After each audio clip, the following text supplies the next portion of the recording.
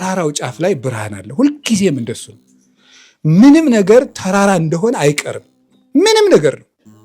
ፈተና ከሰው ከክርስቲያኖች አይርቅም። ፈተና ግን ፈተናን እየተካሄደ አብሮ የሚኖር ፈተና የለም። ህመም አንድ ህመም ያምናል፣ ይሄድና ሌላ ህመም ይመጣል። ክፉ ሰውም አንድ ክፉ ሰው ይመጣል፣ ይሄዳል፣ ሌላ ይተዋል። ያ ይታረቀናል፣ ሌላ ይጣላል። ይሄ ነው። እንደዚህ ነው የሚኖር። ሁሉ ነገር ተራራ ነው፣ ግን መጨረሻ ላይ ብርሃን አለው እና ትዕግስት ይኖራል።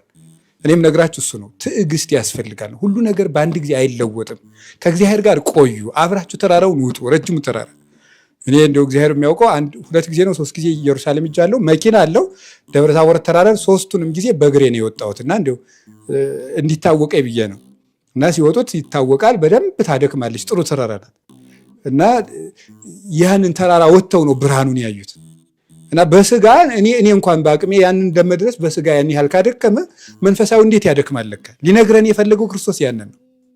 ከሁሉም ነገር ተመችቷችሁ አትወርዱም፣ አትደርሱም ነው።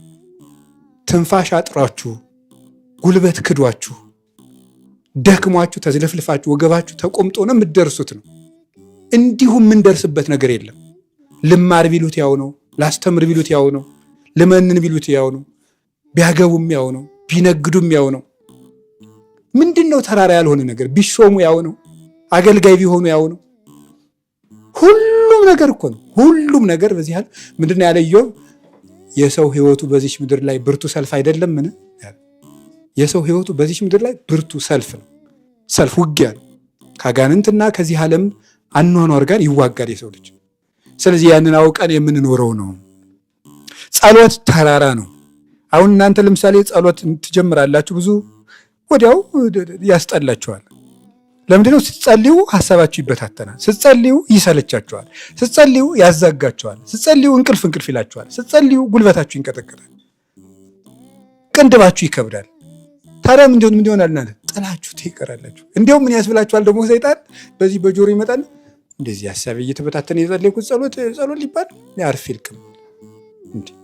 እንደሱ አይደለም። እንዲያውም አባቶችም የበረሃ አባቶች ሲናገሩ ምንድነው? ባልተመቸህ ሰዓት በቃ ህሊና ጥሩ ልክስክስ ነገር እንኳን ባሰበበት ሰዓት ጥሩ ባልሆንክበት ቀን እንኳን የምትጸልየው ጸሎት ለእግዚአብሔር ምንድነው ነው? የፍቅር መግለጫ ነው። ምክንያቱም እንደዚያ እንኳን ሆነ ፈጣሪን ማሰብ ችለሃል ማለት ነው። እንደዚያ እንኳን የማይረባ ነገር ውስጥ ሆነ እግዚአብሔር ማሰብ ችለሃል ማለት ነው። ለፈጣሪ በዚያም ውስጥ ሆነ እየታመንክ ነው። ሌሊት በምንጣፌ ላይ ፈጣሪዬን ምን እለዋለሁ ነው የሚለው፣ አስበዋለሁ። ይሄ ሌሊት በምንጣፌ ላይ የሚለው ሊቃውንት ሲተረጉሙት ምንድን ነው? ጨለማ ሌሊት ምንድን ነው? ጨለማ ነው አይደል? ምንጣፍ ምንድን ነው?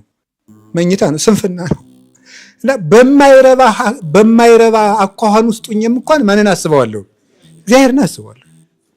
ባልተስተካከለ ሰውነቴም ውስጥ ሆኜ እግዚአብሔርን አስበዋለሁ። እንደሱ ነው ምን ያለበት ማለት። ጥሩ ሰው ሰውን አስበዋለሁ ካልኩ መቼ ነው እኔ ጥሩ ሰው መሆነው? አፈር ቢያጥቡት መደፍረሱን ይተዋል?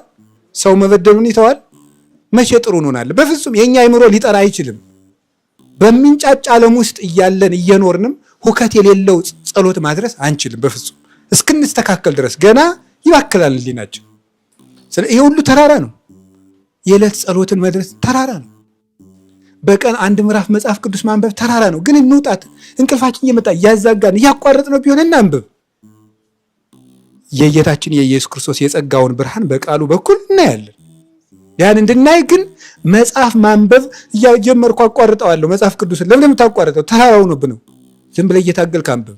ዛሬም ካቋረጠህ ነገም አንብብ። እንግዳ መጥቶብኝ ዛሬ ካቋረጠህ ነገም አንብብ። ቀጥል ካቆምክበት። መሆን ያለበት እንደሱ ነው። ያ ሲሆን ተራራውን መውጣት እንችላለን።